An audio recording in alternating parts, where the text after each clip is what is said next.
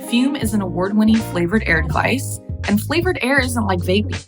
And with flavored air, you can satisfy your oral fixation through a passive diffusion system that utilizes no electronics, vapor, or combustion. Fume has served over 300,000 customers, and you can be the next success story. Head to tryfume.com, that's tryfum.com, and use my code SCARY or scan the QR code on screen to get a free gift with your order today.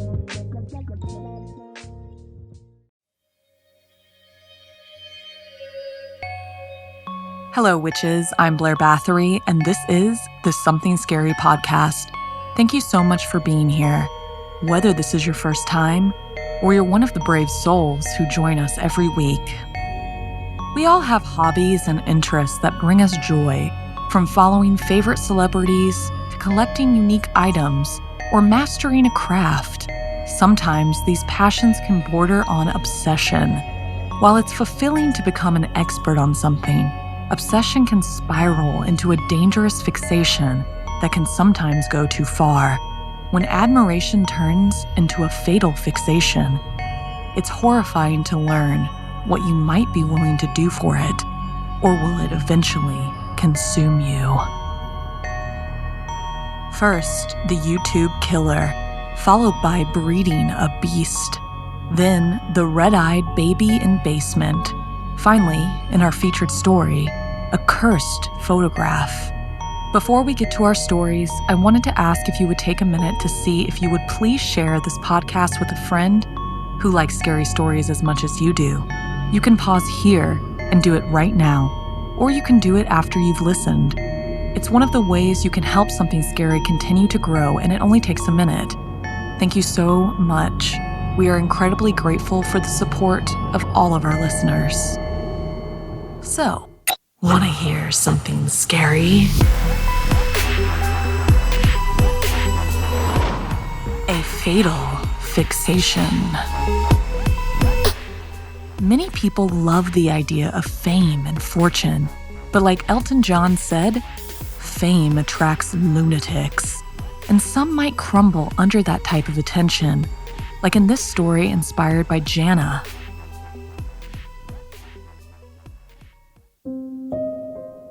In the dim glow of his computer screen, Maddox, a charismatic social media star with millions of followers, scrolled through his notifications.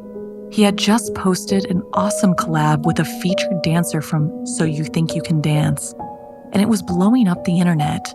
The digital realm was his kingdom, where he reigned supreme with his infectious smile and captivating content. Everything from dance collabs to his kitchen creations had huge sponsorships. But tonight, it was a shiver dancing down his spine as he stumbled upon a message that chilled him to his core. It read, "Your smile lights up my world. I'll do anything to keep it that way. See you on Clark Road."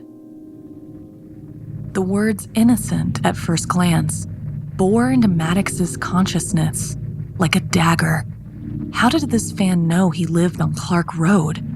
For his own safety, he always kept his locations under wraps, and he never posted a live video that was actually live. That was the smart, safe thing to do. You always post these things as latergrams. His heart pounded against his chest, and he scanned through the sender's profile, a blank canvas, devoid of any personal information. A wave of unease washed over him, but he dismissed it as the erratic behavior of an overzealous fan. Days passed, and the messages multiplied, each one escalating in intensity. Maddox's once joyous interactions with his audience transformed into a source of dread. His every move was watched, scrutinized by the unseen eyes of his admirer. Sleep became elusive as paranoia and fear consumed his thoughts. He wasn't even able to take a break from making content and disappear for a while. He needed to post. It was his job, how he got paid. Unbeknownst to Maddox, his meticulously crafted videos and photos held the key to his stalker's relentless pursuit. Hidden within the colorful backgrounds of his content lay subtle clues to his whereabouts. A street sign captured in passing, a glimpse of a familiar landmark, his apartment building in the reflection of his sunglasses. One evening, as Maddox returned home from a private meet-and-greet event, he sensed a presence lurking in the darkness. His pulse quickened, and he fumbled for his keys, his eyes darting nervously around the deserted street. A rustle in the bushes sent him into a panic sprint towards his apartment. Inside the safety of his home, Maddox barricaded himself inside, his mind racing with fear. The incessant buzzing of his phone echoed through the silence, each notification a reminder of his tormentor's obsession. With trembling hands, he dialed the police, his voice barely a whisper as he recounted his harrowing ordeal. Days turned into weeks, but the nightmare showed no signs of abating. Maddox's once vibrant spirit withered under the suffocating paranoia. Every shadow morphed into a potential threat, every unfamiliar face a potential assailant. Then, one night, as Maddox drifted into a fitful slumber, he was jolted awake by a man standing above his bed, the stalker.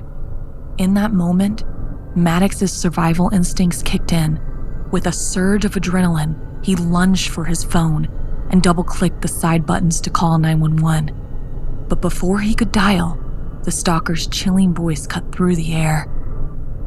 "Don't you dare call anyone," he hissed, brandishing a glinting blade. "This is our special time." Maddox froze, his heart pounding in his chest as he slowly lowered the phone. Meeting the stalker's gaze with a mixture of fear and defiance, he asked what he wanted. The stalker's lips curled into a sinister smile as he approached, the blade gleaming in the dim light. He reached into his pocket and pulled out his phone. "A selfie with you, Maddox. That's all I want." Relief flooded through Maddox at the unexpected request. Maybe, just maybe, he could reason with this maniac. With a trembling hand, he took the phone and snapped a quick photo, his smile masking the terror churning inside him. But as he handed the phone back, the stalker's demeanor shifted once again. Maddox's mind raced, desperately searching for a way out of this nightmare. With a sudden burst of strength, he launched himself at his assailant, the two of them crashing to the ground in a tangled heap. In the chaos, Maddox's hand closed around something cold and metallic, the blade. With a primal scream, he plunged the weapon into the stalker's chest, a rush of adrenaline coursing through his veins as he fought for his life. Time seemed to stand still as Maddox watched in horror as the light faded from the stalker's eyes. He was in shock, the reality of what he had just done crashing down on him like a tidal wave. But before he could fully comprehend the magnitude of his actions, the sound of approaching sirens filled the air. Maddox collapsed to the ground, tears streaming down his face as the police burst through the door, their weapons drawn. As they surveyed the scene before them, Maddox felt a wave of gratitude wash over him. He may have been forced to take a life in self-defense, but he was alive, and for that, he was grateful.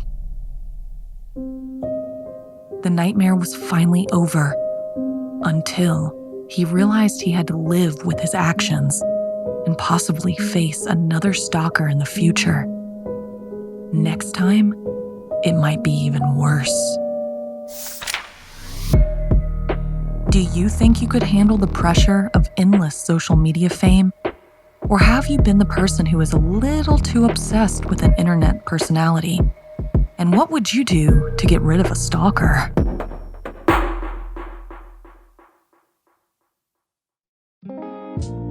We all have bad habits, and I know you know somebody that does. And recently a friend of mine came to me asking for a recommendation to break one of hers, and I mentioned Fume. Fume is an award-winning flavored air device, and flavored air isn't like vaping. If vapor was compared to soda, Fume cores are closer to herbal teas. Fume has a lot of delicious flavors to choose from, like crisp mint and orange vanilla. And with flavored air, you can satisfy your oral fixation through a passive diffusion system that utilizes no electronics, vapor, or combustion. It's really cool. It's super small, discreet, and you can take it anywhere with you. And I recently tried the new flavors, and orange vanilla is the bomb. Fume has served over 300,000 customers, and you can be the next success story. For a limited time, use my code SCARY to get a free gift with your journey pack. Head to tryfume.com, that's tryfum.com, and use my code SCARY or scan the QR code on screen to get a free gift with your order today. It's said that beauty is in the eye of the beholder. But what some may find beautiful, others see as absolutely horrifying, like in this story inspired by Solar 496. Oliver and Amber grew up in the deep north woods in a small log cabin in the middle of a clearing. They were essentially cut off from technology in the outside world. Their parents spent a long time each day to get to their work. Because of this, Amber and Oliver were left alone at home most of the time. But they weren't unhappy or lonely. They spent their days playing in the woods, searching for bugs, and chasing each other around. One day, as they were running about, a soft, unpleasant squishing noise came from under Oliver's feet. By the time they realized, it was already too late. Oliver had crushed something with his boot. He carefully lifted his foot and saw the strange larva underneath. It was weirder than any other of its kind they'd ever seen. It was stark white, with stubby little growths like arms on either side of its body. It also had a row of tiny bumps across its spine and 2 tiny black dots that served as eyes. As Amber lamented the creepy grub, it suddenly wriggled. It was still alive. The children were shocked it had survived being crushed under Oliver's weight, but were also overcome with excitement. No larva on Earth should have survived being squashed, but this one did. Swiftly, Amber scooped it up and ran back to their home. She took the grub inside and put it in a jar with leaves and sticks to make it comfortable. Amber loved her new pet and decided to name it after the Slavic mythological spirit of the forest, Lachey. When their parents got back from work, Amber was overjoyed to show them Lachey. However, when their mother saw the grub, she was very surprised, explaining it was extremely rare and had been seen only 3 times in the last 100 years. She insisted it was a heavily endangered species and shouldn't be kept as a pet, let alone in the house. It should be in the back forest where it belonged. Oliver agreed with this, but Amber didn't. Amber loved the larva. Oliver didn't understand. How could she love something they found only hours ago? He picked up the jar with the grub in it, intending to tip it out in the backyard, but Amber wouldn't allow it. She swiped the jar back and placed it on her nightstand. Oliver and their mother let her keep the larva for now, but said Amber would soon have to let it go free. The next day, the larva wasn't in the jar anymore. In its place was a strange pupa, a chrysalis that showed the larva was evolving. Their mother was frantic that they let this thing out because if that pupa were to break, who knows what might emerge. Amber was angry and said that she would never let the larva undergo the pain of being left alone, going so far as to attack Oliver when he tried to take it away. Amber had never cared for bugs more than her brother before. She was obsessed with the bug, keeping the jar away from everyone else. That night, Oliver and his mother decided to get rid of the bug that had consumed Amber's mind. While Amber was sleeping, they grabbed the jar off the nightstand, ran outside, and tossed the contents of the jar into the backyard. But as soon as they did, the pupa shattered like glass, and something wriggled out. It was too dark to see properly, but whatever it was growing rapidly and was very, very angry. It grew and grew until it was the size of a large man. They could see it more clearly in the moonlight. It was covered in tiny hairs and adorning its back were thin, papery wings. Slender claws erupted from what were once tiny stumps of arms. Oliver and his mother watched in horror as its transformation reached completion into a moth god with razor-sharp teeth and glowing red eyes. This was no normal creature.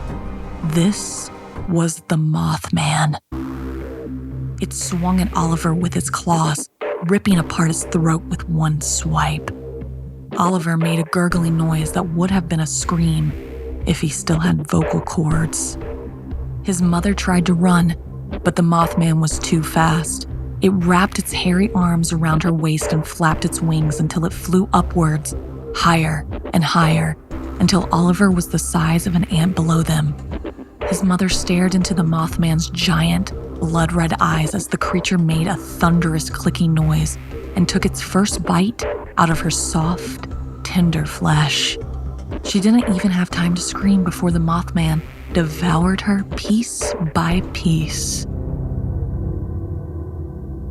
The police found the devastated corpses the next day. They believed the cause of death was a crazed attack by some wild animal, though they had no idea what type of beast could do such a thing. Wolves and stray dogs were out of the question, as the skeletons were in perfect condition. But as the police cleaned up the crime scene and took Amber away for questioning, they found a flat, stark white larva slithering out of one of the skeleton's eye sockets. One cop figured it was just a regular bug and went back to the car, but the other officer felt compelled to take it home, not knowing that he too would all too soon share the fate of the family he had just investigated. Was there anything that you were obsessed with as a kid? Something as strange as a larva? Did you ever grow out of it?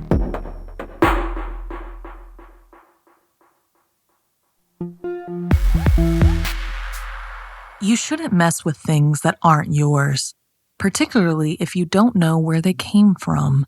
You have no idea the dark history that items may be carrying, like in this story inspired by Sky. My parents always said I was a unique child. I didn't really need anyone else's attention, and I could play by myself for hours. But it always looked to them as if I was seeing other things or people around me.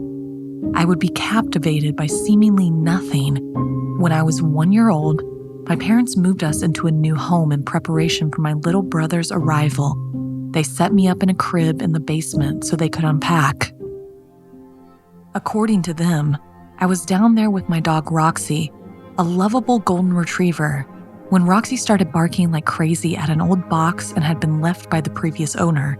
They ran downstairs to find Roxy pawing at the box in the back corner of the room. They opened it up to find an old baby doll. It hadn't been kept in decent condition, but you could tell it was old because they didn't make toys like that anymore. It was a newborn baby with a cloth torso and plastic legs, arms, and a head. The eyes were blood red. I grabbed for it and cradled it in my arms. From that moment on, we were inseparable. I wouldn't go anywhere without that doll. When my younger brother Odie was born, I would host tea parties with him and the doll. But whenever I put the doll near him, he would cry and freak out. Maybe because the doll was so unsettling, but I found it comforting. I would sleep with it, eat with it, bathe with it. When I was 7, my dad passed away. I didn't understand his death since I was still a child, but my obsession with the doll started to grow, as if that was possible. I would lock myself in my room with the doll, talking to it for hours. My mom would say she could hear a baby babbling and my brother crying. The doll helped with grief I didn't even realize I was processing. Then, strange occurrences began to happen around the house. Flickering lights, objects moving on their own, and cold spots that sent shivers down your spine. These events escalated in intensity as the days went by, heightening the sense of anguish that lingered in the air. One day, my brother and I were playing in our room when his soda can crashed to the ground. Well, that was weird. It had been upright in the center of an 8-inch by 8-inch table. It shouldn't have been able to fall off. The doll was on the table. Its arms were in the spot where the soda had been. Could the doll have moved it? A few years later, I started a new school and soon made some friends.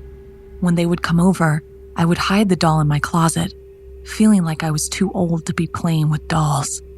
Then, I would hear a baby crying, coming from my closet where I'd put the doll. So I decided to keep it there. Something about its presence had begun to seem odd to me.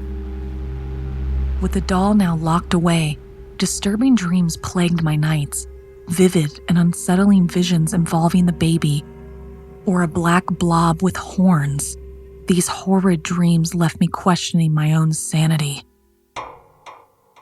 Finally, I had had enough. I decided to get rid of that damn doll. I cut the limbs off, stabbed the fabric parts, popped its eyes out.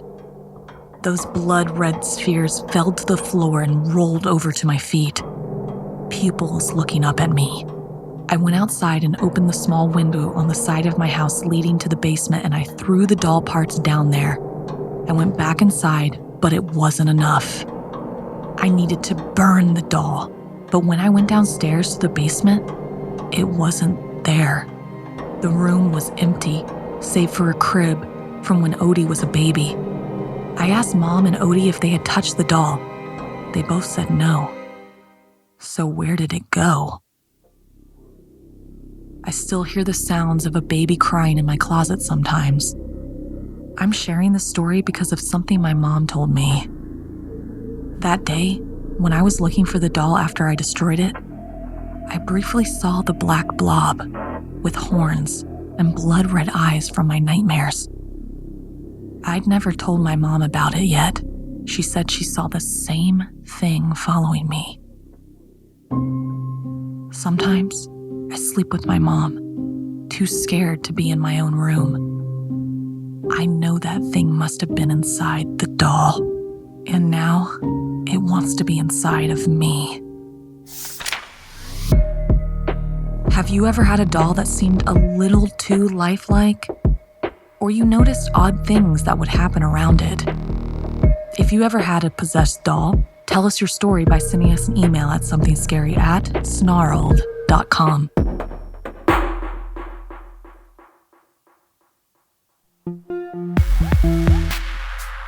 In our final story, join my co-host Stephanie as she tells the tale of the South Korean urban legend V-Picture, written by Janine Pipe and now animated over on youtube.com/snarled.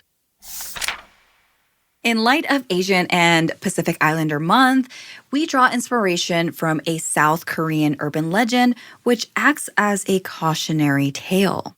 Don't take things that don't belong to you, especially from the dead. Late one evening, Yu Young was driving from his parents back to his college in Busan. It was a stormy night and the roads were treacherous, but he had an important test the following day. Trying to keep safe by staying within the speed limit and focusing on what was in front of him on the road, he couldn't believe what he saw right in front of him. Right there on the side of the road was a messed up car. It seemed like a car had crashed straight into a tree. Yu Young was conflicted. He was wondering, should he stop? Should he keep going? But he had to see if anyone was all right. Yet, judging from the mess of the car, it was highly unlikely that there were any survivors. His hands trembled against the steering wheel as he slowed down, the rain pouring against the windshield.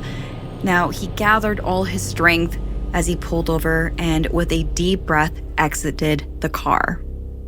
It was eerily quiet, and while he was relieved that no one was screaming from inside the vehicle, he felt very unnerved by the silence. It was too dark to see anything through the windows, so he mustered all his courage to open the driver's door. And he immediately saw that the driver was dead, and there was nothing that could be done. He stepped away from the vehicle when all of a sudden something caught his eye. The man was holding an object which hung limply from his hand. It was a photograph. Yu Young didn't know why, but he felt like he had to take it. And impulsively, he reached into the car, shuddering as he brushed up against the man's arm, quickly grabbed the photograph without looking at it. He sped back up to his car and drove away as quickly as possible so he could get back to his campus on time. Yu Young hurried into his dorm and shook himself dry. Sitting on the bed, he finally allowed himself to look at the eerie photograph that he had just taken from a dead man. There, he studied the photograph and saw that there was this beautiful girl with long, dark hair. She was wearing a pretty tank with an M on it. She had a playful expression and her right hand was raised, holding 2 fingers up to the camera, the universal peace sign. Despite having no idea who this young woman was, he was very captivated by her beauty. He studied the photo, turned it around, and hoped that he would find a clue as to who she was, or figure out where this photo was taken. But there was nothing. Still, he was so drawn to her. He felt the need to carry the photo wherever he went over the next few days, obsessing over every possibility about who this young woman was. She was on his mind all the time, overtaking his thoughts and even haunting him in his dreams. Who was this woman? A week later, he had failed a test and was barely able to eat or drink. So he decided to go back to the tragic car accident scene.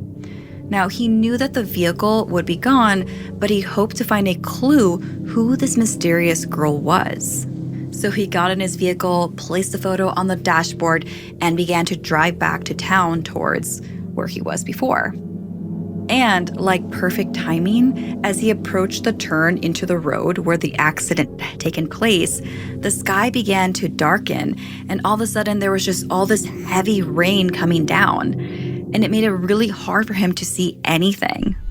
It took all of his concentration to keep from swerving off the road, as if the rain had turned into sheets of hailstone, pounding against the roof of his car. So he took his eyes off the road for like a second or two to just look at the photo of this mysterious, beautiful girl holding the peace sign up. When all of a sudden, Yu Young's car had plowed straight into an old tree, his head hitting the dashboard upon impact, and he was killed instantly.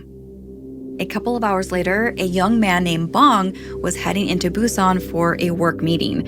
He was nervous and fidgety, and the sudden change of weather was just not helping him ease up. The windshield wipers were overworking, and he saw a car on the opposite side of the road. There was a car completely crashed into a tree and flipped over. It was very horrific, and he would be surprised if anyone had survived the impact. Still, Bong had stopped and was preparing to call an ambulance for help, but he needed to make sure if anyone had survived. So he parked his car and ran over to this site. He opened the driver's door, and sure enough, there was Yu Young's lifeless body. It was for certain that the driver was dead. Bong opened up his cell phone, about to call an ambulance, when something caught his eye. He reached into the car and pulled out this eerie photograph. He stared at it intently and found that there was this beautiful girl with long, dark hair. She was wearing a pretty green tank with an M on it, and her hand was raised. But this time, she had 3 fingers holding up. And just like that, he felt a desire to hold on to the photo. He couldn't explain it, but he knew this was his fate. So he took the photo and placed it on the dashboard on his car before continuing his drive to his work meeting.